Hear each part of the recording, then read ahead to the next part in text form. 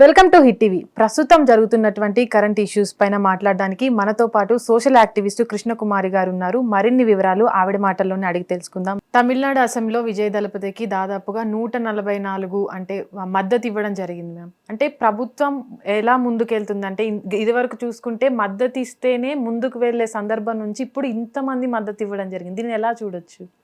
ఇది ఒక మంచి పరిణామం. ఏఐఏడిఎంకేలో చీలికొచ్చి వాళ్ళల్లో కొంతమంది విజయ్కి మద్దతు పలికారు. దాంతో మొన్న బొటాబొటీగా ఉన్న 120 మందితోటి ఉన్న అంటే అతని బలం ఏదైతే ఉందో ఇవాళ 144కి పెరిగింది. అంటే ఒక 24 మంది ఏఐఏడిఎంకే నుంచి వచ్చారు. సరే, ఈరోజు చాలా విజయ్కి మట్టుకు చాలా మంచి విషయం జరిగిందని చెప్పుకోవచ్చు. అయితే కంట్లో నలుసులాగా ఇంకొక విషయం ఒకటి వచ్చింది. అదేంటంటే అతను తన ఓఎస్డీగా తన జ్యోతిష్కుడిని నియమించుకుంటే ఈ విషయంలో చాలామంది వ్యతిరేకత చూపిస్తే అతను దాన్ని రద్దు చేసుకుంటున్నట్లుగా కూడా ఉత్తర్వులు ఇవ్వాల్సిన పరిస్థితి వచ్చింది. అంటే నేను చేసింది తప్పు అయినా సరే ఒప్పే అని బుకాయించకుండా తన పక్కనున్న తనకి బాసటగా నిలిచిన పార్టీల నుంచి ఒక అభిప్రాయం వస్తే దాన్ని ఇతను చాలా వినయంగా తీసుకుని తన నిర్ణయాన్ని వెనక్కి తీసుకున్నాడు.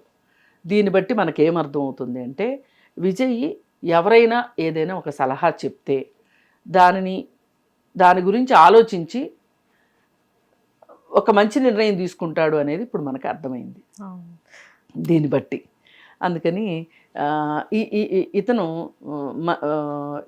ఎంతైనా సరే నాకు తెలియంది రెండో వాళ్ళు చెప్తే నేర్చుకోవాలి.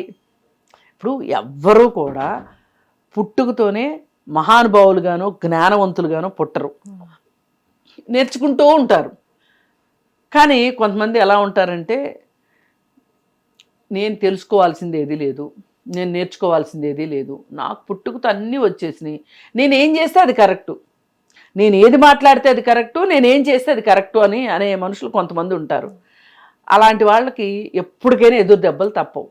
కానీ విజయ్ ఇవాళ ఓఎస్డీగా నియమించుకున్న అతన్ని తీసేశాడు. అంటే అక్కడ ఎందుకు అంత వ్యతిరేకత? అతను జ్యోతిష్యుడు కాబట్టి.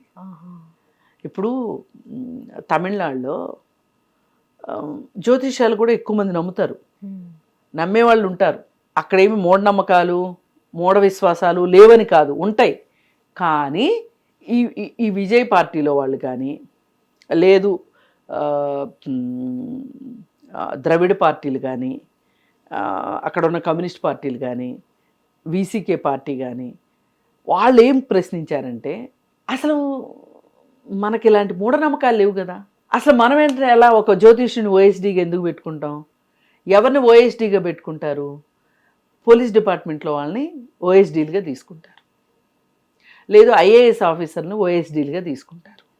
అంతేగాని అంటే బాగా పాలన పైన పట్టున్న వాళ్ళని సలహాలు ఇవ్వగలిగిన వాళ్ళని ఓఎస్డీగా పెట్టుకుంటారు. అంతేగాని ఎవరిని పడితే వాళ్ళని పెట్టుకోరు. లేదు బాగా నమ్మకస్తులను కూడా పెట్టుకుంటారు. ఇతను జ్యోతిష్యుడు అయ్యాడు, నువ్వు జ్యోతిష్యాన్ని ఎట్లా నమ్ముతావు? అందులోనూ ఆ టీవీకే పార్టీ మతానికి విరుద్ధంగా అంటే మత రాజకీయాలు చెయ్యను అని మూఢ విశ్వాసాలు ఇట్లాంటివన్నీ ఉండవు. అందుకని ఏంటంటే కానీ అతనిలో గొప్పతనం ఏంటంటే అతను ఒక నిర్ణయం తీసుకున్నాడు. ఆయన అంటే ఆయనకి గురి కాబట్టి ఆయన పెట్టుకుందాం అనుకున్నాడు. వీళ్ళందరూ వ్యతిరేకించారు. అని వీళ్ళందరూ ఇంత చెప్తున్నారు అంటే నేను వినాలి అనే ఒక ఉద్దేశం ఉంది కాబట్టి అతను వెంటనే ఉత్తర్వులు ఇచ్చాడు. అంతా కలిపి 24 గంటల్లో. ఇది గొప్ప విషయం. మళ్ళీ ఇందులో ఇంకొక విషయం ఏంటంటే మ్యామ్, సీఎం అయిన తర్వాత అసెంబ్లీలో ప్రమాణ స్వీకారం చేసిన తర్వాత మాజీ సీఎంని వెళ్ళి కలవడం అంటే తమిళ చరిత్రలో ఇది మొదటిసారంట. తమిళ చరిత్రలో కాదు, ఈ దేశ చరిత్రలోనే మొదటిసారి ఒక సీఎంని వెళ్ళి కలవడము, ఆయన ఆశీర్వాదం తీసుకోవడము, మీ సహాయ సహకారాలు నాకు అవసరము అని చెప్పి అడగటము మొదటిసారి.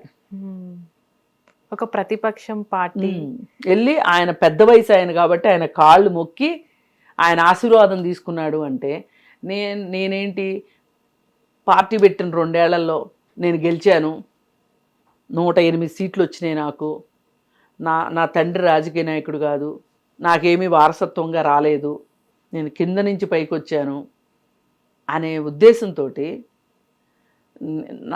నాకంటే ఎవరున్నారు, నా పైన ఇంకెవరు లేరు, నేనే మొత్తం పైన అన్నట్లుగా లేకోకుండా స్టాలిన్ దగ్గరికి వెళ్ళి, అంటే మాజీ ముఖ్యమంత్రి, ఆయన సలహా సంప్రదింపులు, ఆయన ఆశీస్సులు కావాలని వెళ్ళడం ఉంది చూసారా. ఒక ప్రతిపక్ష నాయకుడు కదా ఇప్పుడు ఆయన కాకపోవచ్చు, ఆయన పార్టీ ప్రతిపక్ష పార్టీ కదా అసెంబ్లీలో, అయినప్పటికీ వెళ్ళాడు అంటే ఆ హంబుల్నెస్. కానీ ఇంక ఇప్పుడు వాళ్ళు ఏం చేస్తారంటే అనవసరమైన అడ్డంకులు, పొలిటికల్ రైవలరీలో అడ్డంకులు సృష్టించాలని చూస్తారు. ఇప్పుడు ఇంతలా తన కొడుకు మాదిరి వచ్చి తన దగ్గర ఆశీస్సులు తీసుకున్నారు అన్నప్పుడు ఇతనికి వ్యతిరేకంగా పనిచేయాలి అనే స్టాలిన్కి అనిపించదు కదా. అది అతను ఒక రకంగా ఆ వినయము ఉంది, ఆలోచన ఉంది, అందుకే చేయగలిగాడు. అంటే ఇప్పుడు విజయ్ దళపతి సీఎం అయిన తర్వాత కూడా ఒక రాష్ట్రంలో జరిగిన ఎన్నికలు మరొక రాష్ట్రంలో ఉన్న డిప్యూటీ సీఎం మీదుగా టార్గెట్ చేసినట్టుగా చూసి నేర్చుకో అనేదాకా కూడా సోషల్ మీడియాలో విమర్శలు అనేవి బయటపడ్డాయి. అంటే ఎగ్జాంపుల్గా తీసుకుని పవన్ కళ్యాణ్ గారు పార్టీ ఏర్పాటు చేసిన తర్వాత పొత్తుతో గెలిచి డిప్యూటీ సీఎం అయ్యారు.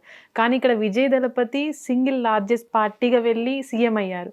అంటే దీనికి కంపారిజన్ చేయడం జరిగింది అభిమానులు కూడా. దీన్ని ఏ విధంగా చూడొచ్చు? అంటే వాళ్ళు ఎన్నుకున్న విధానాలను బట్టి వాళ్ళ ప్రగతి ఉంటుంది ఎప్పుడైనా సరే. అది రాజకీయం కావచ్చు, వ్యాపారం కావచ్చు, సినిమాలు కావచ్చు, ఏదన్నా కానీ. అంటే పవన్ కళ్యాణ్కి విజయ్కి చాలా తేడా ఉంది. ఎవరి పందా వాళ్ళది ఇక్కడ. అతను ఎంచుకున్న మార్గం కానీ, అతని వ్యూహాలు కానీ, అతని ఎత్తుగడలు కానీ పూర్తిగా డిఫరెన్స్ ఉంది ఇద్దరికి. చాలా వ్యత్యాసం ఉంది వీళ్ళిద్దరికి ఆ విషయంలో. ఇప్పుడు విజయ్ చాలా స్థిమితంగా మాట్లాడే మాటని చాలా ధైర్యంగా, చాలా ఆత్మవిశ్వాసంతో మాట్లాడతాడు విజయ్. ఒక నిలకడ ఉంటుంది. పవన్ కళ్యాణ్ దగ్గర అది ఉంటుంది. పెద్ద పెద్ద మాటలు, ఆవేశంతో ఊగిపోవటం, వెంటనే మళ్ళీ మామూలు అయిపోవటం, మళ్ళీ వెంటనే ఒక ఆవేశానికి లోను కావటం, ఒక స్థిరత్వం కనిపించదు. అందుకే అతను నమ్మల ప్రజలు. ఒక స్థిరం కనిపించదు ఎక్కడ. నేనే ఆంజనేయుని అంత బలవంతుణ్ణి అంటాడు కాసేపు, మళ్ళీ వెంటనే నేనెంత అన్నట్లుగా అతని వ్యవహార శైలి ఉంటుంది. ప్రజలు బాగా గమనిస్తారు. ప్రజలు అనుకుంటారు ప్రజలకేం తెలుసు, గొర్రెల్లాంటి వాళ్ళు అనుకుంటారు. కానీ ప్రజలు బాగానే గమనిస్తారు. పైగా అతను ఒక సనాతన ధర్మం అని అదని ఇదని ఊగిపోయే ప్రసంగాలు చేయటము అవి ఇవి చూసాం. పైగా అతను ఇంకొక పొరపాటు ఏం చేశాడంటే, అతను ఒంటరిగా ముందుకెళ్తే అపజయం వచ్చింది అనే ఉద్దేశం కలిగింది కదా. అప్పుడు ఆ అపజయం రావటానికి కూడా కారణం అతను ఒక వినూత్నమైన ఆలోచన చేయకపోవటం కానీ, ఒక విలక్షణమైన ప్రసంగాలు చేయలేకపోవటం కూడా కారణం. ఏదో రొడ్డగొట్టుడు ప్రసంగాలు చేయటం. అతన్ని నమ్మల. ఒంటరిగా పోటీ చేస్తే సీట్లు రాలేదు కదా, 2 చోట్ల పోటీ చేస్తే 2 చోట్ల ఓడిపోయాడు కదా. ఆయన నమ్మలేదు. అభిమానులు ఓటేస్తారు అనుకున్నాడు. సినిమా అభిమానంతో ఓటేయడం వేరు, రాజకీయ అభిమానం ఉండటం వేరు. ఈ సినిమా అభిమానాన్ని రాజకీయ అభిమానంలోకి మార్చలేకపోయాడు పవన్ కళ్యాణ్. కానీ విజయ్ మార్చగలిగాడు. అది అతను చేసింది. పైగా పవన్ కళ్యాణ్ నాకు రోడ్డు మ్యాప్ రాలేదు అన్నాడు ఒకసారి. అది చాలా డ్యామేజింగ్ డైలాగు. అంటే ఎవరో నీకు ప్లాన్ ఇస్తే, ఎవరో నీకు రోడ్డు మ్యాప్ ఇస్తే నువ్వు పాటిస్తావా? ఇది చాలా చాలా డ్యామేజ్ అయింది అతనికి. అలాంటి వాళ్ళు విమర్శించడానికి ఒక పెద్ద ఆయుధం దొరికింది.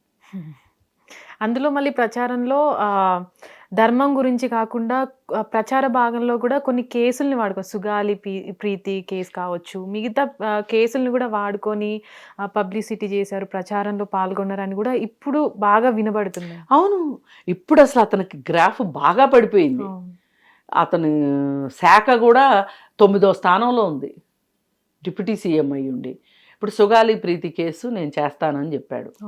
దురదృష్టం ఏంటి అంటే మొదటిసారి చంద్రబాబు నాయుడు గారి హయాంలో జరిగిన కేసు జగన్మోహన్ రెడ్డి గారు వాడుకున్నాడు ఆయన రాజకీయ ప్రచారంలో భాగంగా గెలవటానికి. ఆ తర్వాత ఆయన ఏమీ చేయలేదు, దాన్ని పక్కన పడేశాడు కోల్డ్ స్టోరేజ్లో. ఆ తర్వాత ఎలక్షన్స్ టైంలో పవన్ కళ్యాణ్ వాడుకున్నాడు, గెలిచాడు. ఇప్పుడేం తక్కువ సమయం కాదు, సంవత్సరంన్నర అయింది వాళ్ళ అధికారంలోకి వచ్చి. సంవత్సరంన్నరలో మీరు ఏమీ చేయలేకపోయారా ఆ కేసు విషయంలో? అది కూడా అంతే, పోక్సో కేసు. మామూలుగా అయితే పోక్సో కేసులో బెయిల్ రాదు, కానీ ఆ నిందితులు బెయిల్ తెచ్చుకున్నారు. వాళ్ళ తల్లిదండ్రులు కూడా ఎన్నో రోజుల నుంచి అయ్యో మామూలు కాదు. ఎవరైతే ఉన్నారో ఆ కాలేజీ నడుపుతున్న స్కూల్ నడుపుతున్న వాళ్ళు బాగా డబ్బులు ఉన్నవాళ్ళు, వాళ్ళు వ్యవస్థల్ని మేనేజ్ చేసుకున్నారు, బెయిల్ తెచ్చుకున్నారు. ఇప్పుడు మీరు ఇందాక సంజయ్ విషయం అడిగితే కూడా నేను కాన్ఫిడెంట్గా ఒక మామూలు వ్యక్తికి పోక్సో కేసులో బెయిల్ రాకపోవటానికి రాదు, చట్టం ప్రకారం బెయిల్ రాదు అని నేను చెప్పినంత కాన్ఫిడెంట్గా భగీరథ విషయంలో చెప్పలేకపోయాను. చూడండి, రీజన్ అదే, వాళ్ళు తెచ్చుకున్నారు బెయిల్. నిజంగా రాదు పోక్సో కేసులో బెయిల్ ఇవ్వకూడదు. ఛార్జ్ షీట్ వేసే వరకు 60 రోజుల 90 రోజుల ఛార్జ్ షీట్ వేసి ఆ లోపు వెయ్యాలి పోలీసులు ఖచ్చితంగా. అందుకని ఏంటంటే కేసులను వాడుకోవటానికి, అధికారంలోకి రావటానికి వాడుకుని అధికారంలోకి వచ్చిన తర్వాత వదిలేశాడు కాబట్టి, ఆయన సినిమా యాక్టర్ ఈయన సినిమా యాక్టరే కాబట్టి వాళ్ళిద్దరి మధ్యలో అంత కంపారిజన్ వచ్చింది, అంత పోల్చారు. నిజానికి నా ఉద్దేశంలో అయితే పోల్చడం కరెక్ట్ కాదు. ఏ వ్యక్తికి ఆ వ్యక్తి విలక్షణమైన వ్యక్తులు, ఎవరికి వాళ్ళు ఇండివిజువల్స్, వాళ్ళదైన వ్యూహాలు ఉంటాయి, వాళ్ళదైన వ్యవహారాలు ఉంటాయి, వాళ్ళు నమ్మే పార్టీలు ఉంటాయి. అందుకని కలపకూడదు. కానీ దురదృష్టవశాత్తు వాళ్ళిద్దరి ప్రొఫెషన్స్ ఒకటి అయ్యేసరికి అభిమానులు కూడా అదే రీతిలో ఉంటారు. అభిమానం, పిచ్చి అభిమానం కూడా. విజయ్కి తమిళనాడులో అదే అభిమానం ఉంటుంది, ఇక్కడ పవన్ కళ్యాణ్కి కూడా 2 తెలుగు రాష్ట్రాల్లో అదే విధంగా ఉంటుంది. అది ఇక్కడ. కానీ మీరు ఒకటి గమనించాలి, విజయ్ అభిమానులు బాధ్యతారాహిత్యంగా కామెంట్లు పెట్టరు సోషల్ మీడియాలో. వీళ్ళు ఇప్పుడు ఈ వీడియో కింద ఎన్ని వస్తాయో తెలుసా? నేనైతే అసలు పవన్ కళ్యాణ్ వీడియో కింద కామెంట్లే చదవను. ఎందుకంటే ఇంకెవరైనా ఇంకే వీడియోల కిందన్నా అయితే కామెంట్లు చూస్తా. ఎందుకంటే ఏమన్నా మనం కూడా పొరపాటు మాట్లాడచ్చు ఒక్కోసారి పొరపాటున. నేను ఒకసారి ఒకళ్ళ పేరు చెప్పపోయి ఒకళ్ళ పేరు చెప్పాను. చెప్తే ఓ పెద్ద ఆయన ఎలాగో నా ఫోన్ నెంబర్ కొనుక్కొని నాకు ఫోన్ చేసి, అమ్మ ఆ రోజు మీరు మాట్లాడిన దాంట్లో పొరపాటు అన్నారు. కానీ నాకు అప్పటికే తెలిసింది. నేను వెంటనే ఆయనకి చెప్పేసి, ఆయన జర్నలిస్టు, ఆయన అదే చెప్పబోతున్నారని చెప్పాను. నేనే ముందు చెప్పేశా, అవునండి పొరపాటు, నేను చలపతిరావు గారు అని చెప్పబోయి చింతామణి అని చెప్పాను. చింతామణి గారు ఎప్పుడో నెహ్రూ కాలంలో జర్నలిస్టు, ఈ చలపతిరావు గారు ఇందిరాగాంధీ టైంలో జర్నలిస్టు అని చెప్పే. అంటే మనం కూడా తెలుసుకోవాల్సినవి ఉంటాయి. ఒకసారి ఫ్లోలో పొరపాటు మాట్లాడతాం.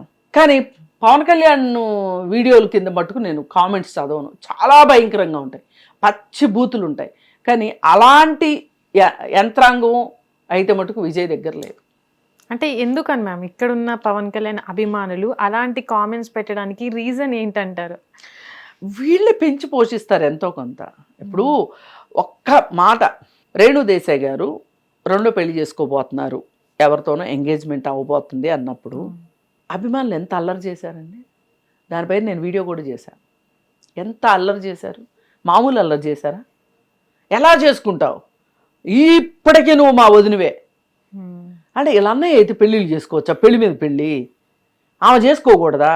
మరి మీకు ఇంత బుద్ధి జ్ఞానం ఉంటే వెదవల్లారా మీ అన్నయ్యకి ఎందుకు చెప్పలేదు? అన్నయ్య అయిందేదో అయింది, మీ ఇద్దరు విడిపోయారు, నువ్వు పెళ్లి చేసుకోమాక ఆమె పెళ్లి చేసుకోదు. కావాలంటే పాత రోజుల్లో నీకు అభిమానం ఉన్న రాముడు ఎట్లా అయితే సీతను వదిలేసిన తర్వాత బంగారు సీత విగ్రహాన్ని ప్రతిష్ఠించుకుని పూజలు చేశాడు భార్యాభర్తల్లాగా, నువ్వు కూడా అట్లా రేణు దేశాయ్ విగ్రహం పెట్టుకొని ఉండాలి. కానీ ఇంకో హామని ఎట్లా పెళ్లి చేసుకుంటామని ఎందుకు అడగలేకపోయారా మీరు? అని మాట్లాడా. కానీ అంటే వాళ్ళ బుర్రలే అరికాల్లోనో మోకాళ్ళలోనో సెటిల్ అయిపోయి ఉంటాయి. వాళ్ళకి అంతకంటే మంచి ఆలోచనలు రావు. విజయ్ అట్లా కాదు, విజయ్ అభిమానులు అట్లా కాదు. వాళ్ళ మీద కంట్రోల్ సిస్టమ్ ఉంటుంది. మరి రేణు దేశాయ్ మీద ఇలా మాట్లాడినప్పుడు పవన్ కళ్యాణ్ ఒక్కసారి ఇలా మాట్లాడుతున్నాడని మాలాంటి వాళ్ళని మాట్లాడిన తర్వాత అయినా తెలుసుకుని అభిమానులకి మీరు ఇలాంటి మాటలు మాట్లాడకూడదు, ఇలాంటి వ్యక్తిగత విషయాల జోలికి వెళ్ళకూడదు, నాకు పెళ్లి చేసుకునే హక్కు ఉన్నప్పుడు ఆమెకు పెళ్లి చేసుకునే హక్కు ఎందుకు లేదు, ఆమె ఇప్పుడు మీకు ఎలా వదినవుతుంది అని ఎందుకు మాట్లాడలేకపోయాడు? అంటే వీళ్ళు అభిమానుల్ని ముద్దు చేస్తూ ఉంటారు, వీళ్ళకి నచ్చినట్టు మాట్లాడటానికి, వీళ్ళకి అవసరమైనట్టు మాట్లాడటానికి. అది తేడా. అభిమానుల్లో తేడా కాదు, అధినాయకుల్లో తేడా ఉంటుంది. రీసెంట్గా తమిళనాడు ఎన్నికల్లో వ్యక్తిగత వచ్చినప్పుడు, అంటే సంగీత గారు డివోర్స్ ఇవ్వాలి అన్నప్పుడు కూడా విజయ్ బయటకు వచ్చి మాట్లాడారు, వ్యక్తిగత జీవితం నాది, నేను చూసుకుంటా, పాలిటిక్స్ మీరు చూసుకోండి అని కూడా వాళ్ళ అభిమానులకి, పార్టీ నాయకులకి అందరికీ చెప్పడం జరిగింది. ఆయన చాలా హంబుల్గా చెప్పాడు ఆ విషయంలో. ఎవరింట్లో ఉండవండి గొడవలు? మీ ఇంట్లో ఉన్నట్టే నా ఇంట్లో ఉంటాయి.